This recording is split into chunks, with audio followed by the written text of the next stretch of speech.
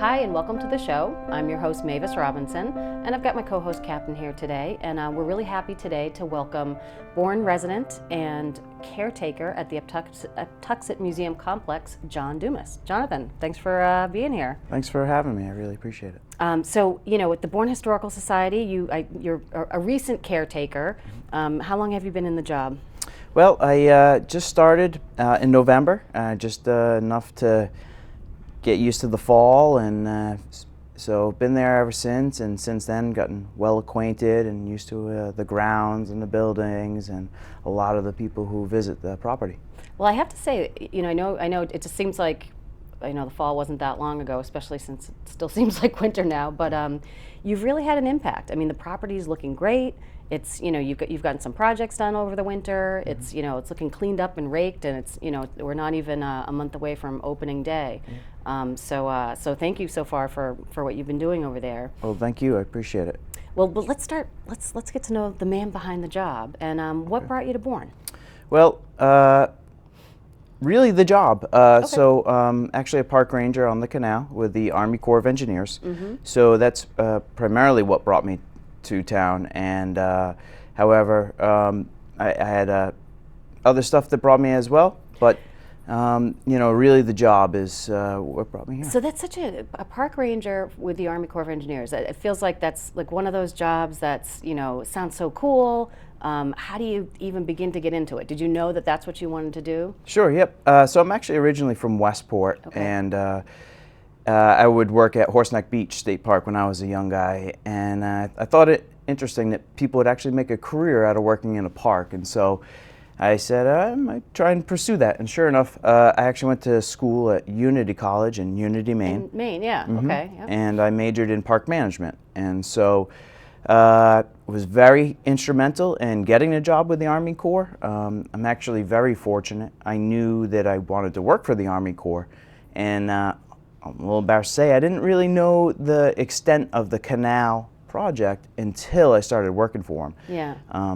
But I'm extremely happy to be there. The Cape Cod Canal is such a unique place. You've got a great mix of nature and industrial, the natural and cultural history. It's a busy place. It's just so unique. It's beautiful in its own right.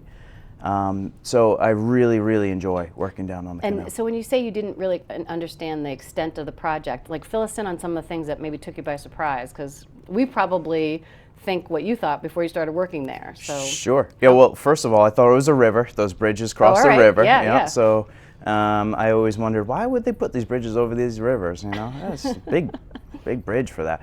Another funny part was I thought that the whole canal Army Corps project was just that little picnic area on Sandwich Road. Oh gosh. Yeah. And so you know, I was surprised to find out that it's much more than that. Yeah. And and that's the best part. It's so unique, so diverse, and actually my favorite part about the job is every day is something different. Okay. It's never the same. Yeah, so yeah. I love that. I've seen pictures of you, you know, when those light poles fell down on the Sagamore Bridge and the crazy, what was it, Sagamore or the Bourne Bridge? Sagamore. I mean, you're involved with that. Yep. You know, what's a typical day? Or maybe there isn't a typical day. That's the best part. There is no typical day. Yeah. You know, I could go in any day and, you know, I could have my plan set out for me and it could just go right out the window immediately if we have an event like something with the bridges, because the Army Corps is in charge of all 3 bridges, and so that's a big part of it. But if I was to give you a typical day, we basically are broken down doing a couple different things. We do what we call the patrol situation, which you're out interacting with the public, making sure everyone's doing what they're supposed to and safe and healthy. Mm-hmm. And so that'd probably be the primary responsibility. But my favorite thing to do is really just get out and work in the park. And it's funny, you know, I would say a lot of people don't really associate the canal with a park, but it very much is. Yeah. We have parking areas with restroom facilities, and a lot of things that you do along the canal are things that you would do at a park: walking, biking, fishing. We have trails in the woods. So I love just getting out there, making the areas look good for the public, doing new projects to really improve the aesthetics of it, and that's my favorite. That's why I got into being a park ranger. I just wanted to work outside and work with nature. So yeah, yeah. Well, I can say even from as I talk to people who grew up in town, one of the things we like to talk about is how the canal has changed through the years. And even since I was a kid, I feel like it was a lot more. There was a lot more, bushes, and the view was sort of blocked, and it sort of seemed like a maybe sketchy, dangerous place to go that you wouldn't want to go as a 12-year-old or something. Yeah. But right now, like when you talk about it being a park, it does feel like one of those world-class recreation areas. And I'm glad you said that and recognize that, because I did find that myself when I started 12 years ago. I felt like it was very industrial and not friendly, and I think myself and a couple of the other rangers have worked really hard to really bring up the level to make it a premier recreation area. Yeah, yeah. And we're proud to keep doing that, and we have lots of great projects coming up. Every year we keep evolving. So what do you have? What's coming up in the future? The best project I'd like to mention now is a great partnership that we just established with the Upper Cape Tech Regional School, and a couple of the kids from the one of the departments are coming down, and they're adopted one of our parking areas, the Bourne recreation area, which is the area just beneath the Bourne Bridge. Okay, yep. So they're going to come right down from the school, and we've already started in on it. They're going to help clear anything that's overburdened. We have a small garden that they're going to do a full planting there. Oh, wow. It's all overgrown and really old vines and stuff. So they're going to bring that up. We hope to eventually establish a pollinator garden as well. Great. Yeah, and they're going to be instrumental in that. Yeah.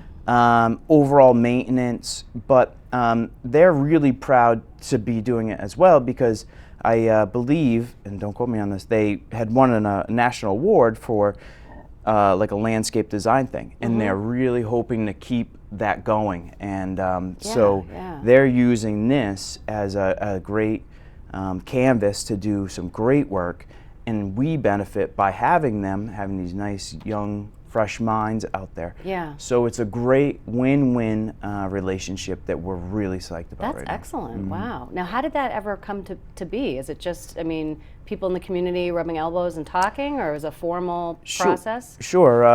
Alyssa Carey, who's one of our park rangers, and Samantha Gray would be the ones kind of instrumental. They are our interpretive rangers, so they're the ones mostly doing the outreach and public involvement. And Alyssa specifically will take care of the partnership components of it and volunteers. So somehow we got that going. We also have another relationship with Mass Maritime with one of our other parking. Okay. But we're really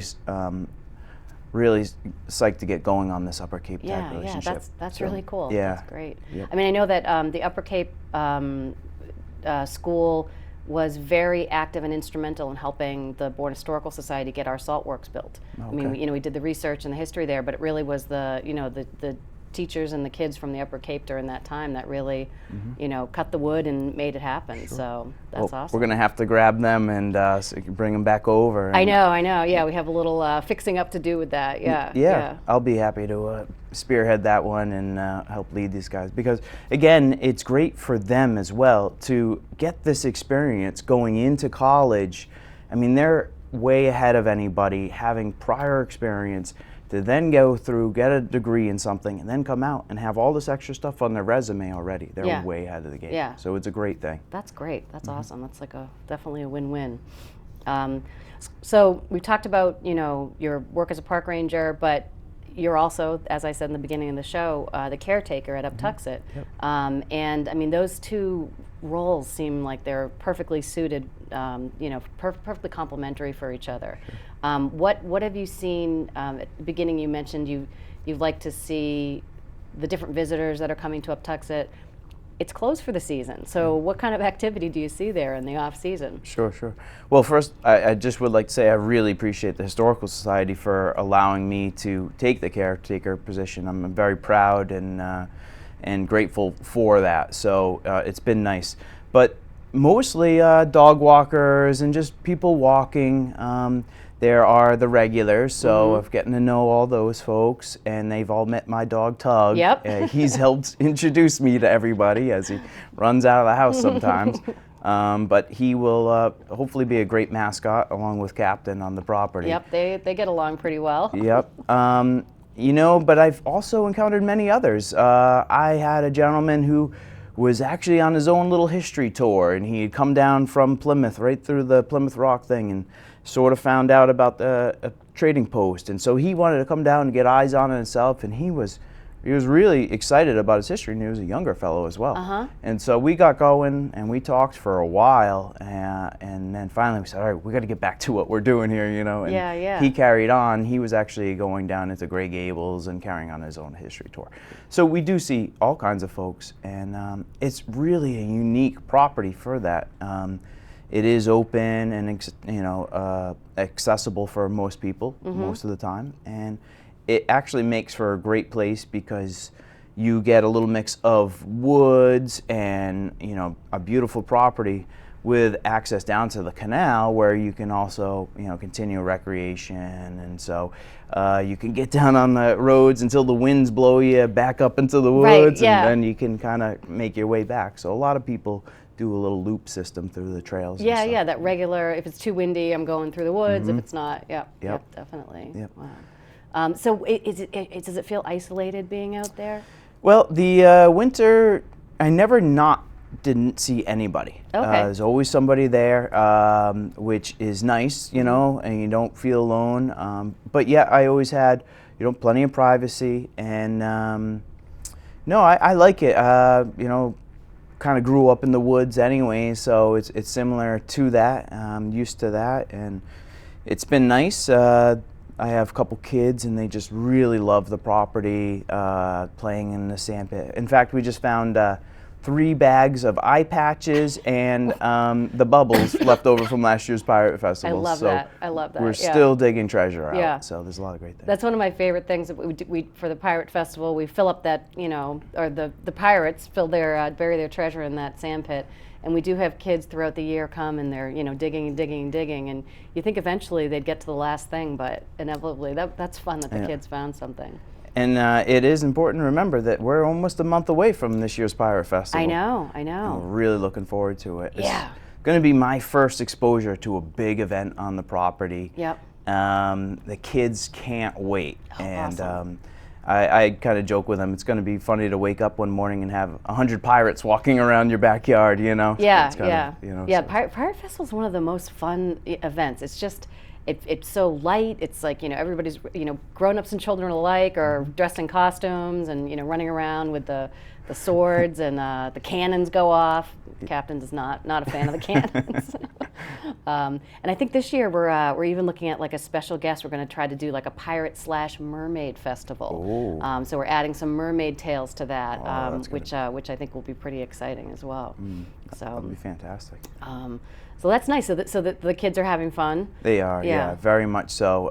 In fact, my son has the field trip coming up, and he just was talking about it this morning. Yeah. And is he in 3rd grade? Yes. Okay. Yep. Right here at Peebles. Yep. So he can't wait. He's very excited about that. And he even said, "Well, Dad, what if I'm sick today?" And I'm like, "Well, you could still go. Right. You're Right. there. Yeah. You're there already. Right, so we'll right. just go over." Yeah. So. Yeah. Anyways, he's very much looking forward to learning the history of the post, and also just sharing with his friends what it's like. Yeah. So. Oh, that's good. That's nice. And we do have a special exhibit coming up in the windmill that I know you've been working on, and I know we've been kind of teasing it and keeping it a little bit under wraps. But is it? It's almost done. It's almost ready to roll. I believe, and it's going to be something special. It's talk about networking for the Historical Society folks to have found and brought it in is it's a nice little story. But moreover, the whole thing is it's going to be a lot of fun. Yep, and it's sort of one part art, one part amusement, and it will be revealed Memorial Day weekend, and the kids are going to be so excited. But also, and grown-ups feel like kids when they're around this thing. So absolutely. Yeah, I can't wait till the town gets to see it. It's going to be great.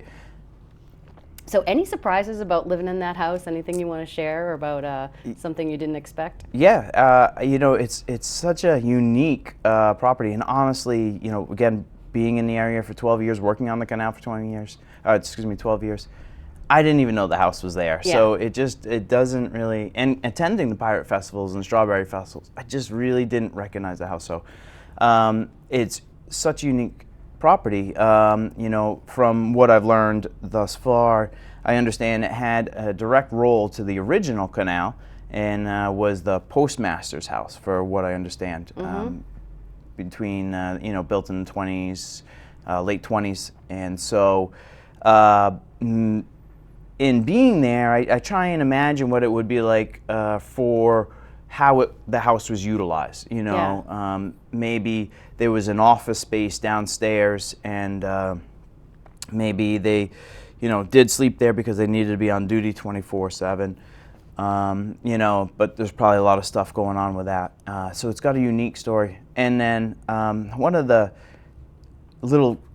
great stories that I found so far, just actually working out in the yard, I uncovered kind of kicked out a brick that was barely exposed, and then kicked out another one, and then another one, and sure enough, underneath the grass was about a 6x6 square brick patio, which had these flagstones and stones all around it, and in the center the bricks were actually stood vertically.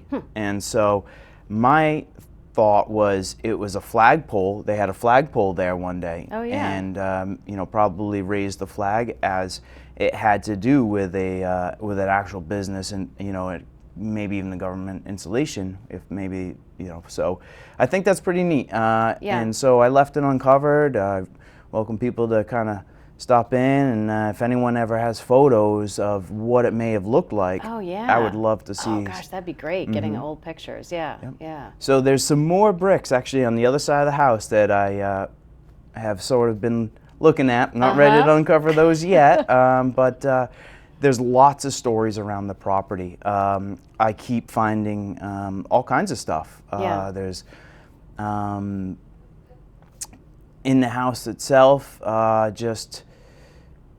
it's a gorgeous house to begin with, and we've done some good things getting it ready. You're going to have it insulated through the Mass Save program. That was great. Yeah, you really reached out to them and made that happen, which is awesome. I mean, it's, you know, energy savings, and if the house is built in the 30s, you know, I think there probably was zero insulation or some shredded up newspaper maybe. And I found that during that 2-week period at the beginning of the winter, I'm sure we could all remember, where we basically froze. So but you know, just in general, to help with energy usage on the property, I think it'll go a long way with having it insulated, and light bulbs have all been replaced to energy efficient bulbs. And I have to say, so, you know, just to talk about the Cape Light Compact, we also coordinated so that the Cape Light Compact came out and changed all the light bulbs for the whole property. Right. And it almost feels like,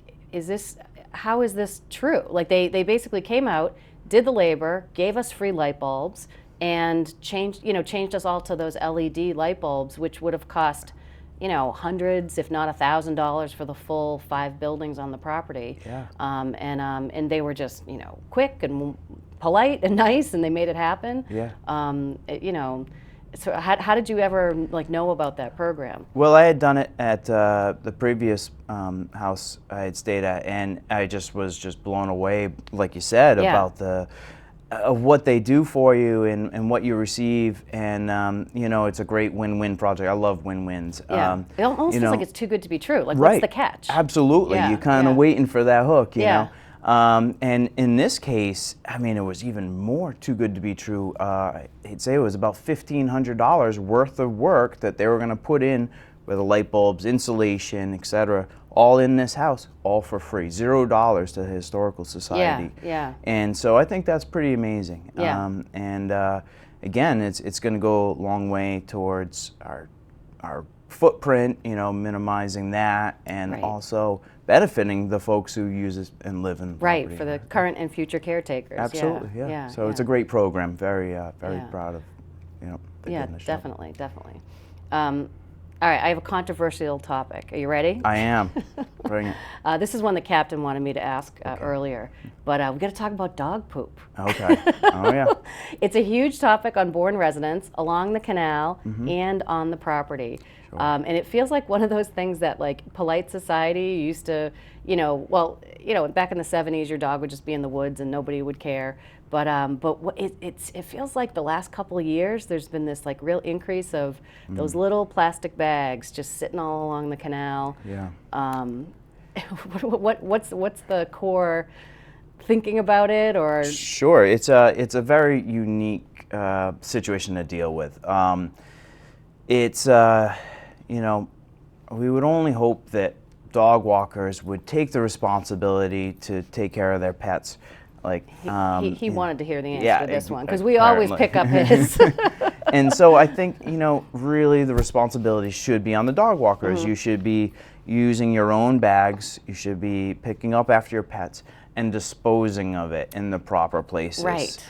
I feel that people have gotten a bit complacent with the park folks, hosts who take care of our bathrooms. Yes. Now, they're only there seasonally. In fact, they just showed up. They're starting, I believe, this weekend. Earth Day is our opening day. Will it be the same people year after year, or do you hire new people every year? They're actually contractors, so they bid on it. So there is some turnover, but for the most part, a lot of folks return for 3-5 years, and then maybe some. So there are some new faces, but there's a lot of returning couples as well. But again, I think they do such an outstanding job. I mean, we really couldn't do what we do without them. They kind of handle the day-to-day, and they take such pride in their work. I believe the bathrooms are probably some of the cleanest on the Cape. You have, real folks really passionate about it and taking care of the property. And with that, they'll pick up the dog waste bags, and they'll even hand out dog biscuits to dog walkers. I know, yeah. But I think, unfortunately, people sort of get used to that, and I think, unfortunately, it's not fair to everybody. Other walkers, other people who do pick up after themselves and dispose of it properly. Also, to the folks who work there. I personally don't like picking up other dogs' waste. Right. Your own is one thing, but yeah. So, and to do it about 100 different times, it really gets frustrating. Now, so it's a difficult one to manage, and we do have resources that we could apply to combat the issue, but we really would not want to go there. Certainly last resort. Right. I think the best thing to do is just educate the folks on proper techniques. Well, that's what my hope is, that people just get used to. They just don't realize. They think that maybe somebody's there all year that has a job to pick up those bags, and even in the summer when you have those hosts is what you call them. Yeah. Even if they do pick up the bag, it just feels like come on, pick up your own. So that they do that job, and they're so lovely and so friendly, but they're not around at all in the fall and Not the winter. at all, So it just feels like my hope is that people just don't realize it, that they're not deliberately being inconsiderate, but that they think that there's a system. Sure. They think the system is to leave it, when really it should be all year round. Right. Pack in, pack out. Yeah, and to further that point, I know a lot of folks have different thoughts on other ways to also deal with the issue, maybe put more trash barrels out there, but we found in practice that's not the way to go. Okay, Because of sometimes inability due to lack of personnel, time, energy to actually get out there and empty these trash barrels, So we have contractors that do empty the few remaining trash cans that are open all year long. And so we have that intentionally because they offset the work of the other staff. Because again, we just can't guarantee we're going to be able to get out there and empty that trash barrel. And then you have an overflowing trash barrel. Exactly. Seagulls can get into stuff. What if winter comes and we get a big snowstorm? We have to run out and bring that barrel in. So we've tried many of times with different things, and all those unfortunately were we're not successful. Yeah. We have found that really responsibility should be on the dog owners, the pet owners themselves, and should really bring it back to the designated trash facilities. And if everyone assisted with that, that would, I believe, go a long way. Well, it drives me crazy because when I see it myself, I think that, you know, it's just going to cause organizations like the Bourne Historical Society, because it happens on the Uptuxet property too. You don't see as many bags, but you know, you'll see it out there, and that's what leads to people saying, "All right, no dogs. Dogs are banned." So hopefully, you know, I don't know. Yeah, we would certainly delay going to that at all extents, because the canal is such a unique resource and it's a great place to take your pet. And and I noticed that there's a bowl. There's always like a metal bowl that's kind of out with like some water for a dog. Is that something that we do just as a courtesy, you know, during the season, or? So that would specifically be done by those park attendants. We call them the park attendants. Again, they're so passionate that they kind of go, you know, that one step more and put out a dog bowl. Definitely not required from the Corps, but they will take it upon themselves and put it out. And you know, I believe that it does a lot of good for these dogs on those hot summer days who just came from their walk. You know. And is it okay, like, you know, people who, you know, come in and there's a bowl next to the bathrooms at Uptuxet as well.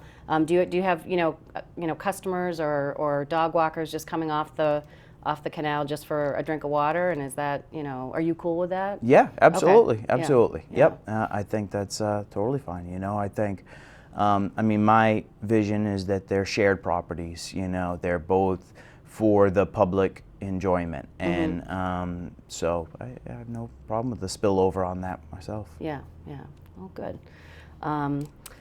So, John, you born in Westport. You're now a Bourne transplant. What do you think about, you know, Bourne versus Westport? Are you do you think you're in here for the long haul? Well, I actually embrace the wash ashore term, because I am a wash ashore. The Cape has such unique qualities, and I do appreciate it. However, my heart home lies off Cape. So we'll see. Westport is such a beautiful and unique place. It's hard to compare that to any other place. Yeah. However, it is 45 minutes away, and the commute wouldn't really work out. But I think the town of Bourne does a great job with a lot of different things. I fully take advantage of the shellfishing. Having the dump is an amazing resource. And just in general, the public works, they take care of the whole town really well. There's a lot of great things coming, brand new school right next door. Yeah, that's exciting, yeah. You know, and the town park in Buzzards Bay, that's really shaping up to be quite an attraction. Yep. So yeah, I think Bourne does a great job, and I really like the Cape. And it's unique upper Cape to lower Cape.